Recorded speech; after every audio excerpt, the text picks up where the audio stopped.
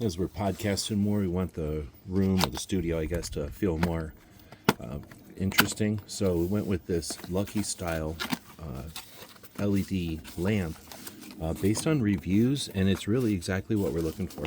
It's a floor lamp, and it's just kind of skinny, so it's going to work perfect with the situation we've got.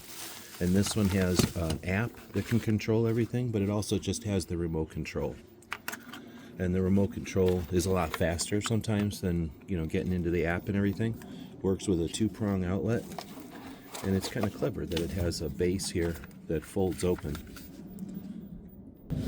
We can just plug in the bottom portion into the base there, plug it into the wall, and you can see it's already starting its colors. And then we can just insert more pieces well, that's the end piece. So we can just keep inserting more. That simple for the whole effect.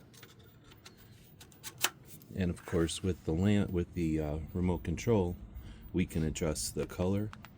I want it just to be blue, and the speeds, and have it dance to the music and that kind of stuff. So this is why I bought it. Hope this helps.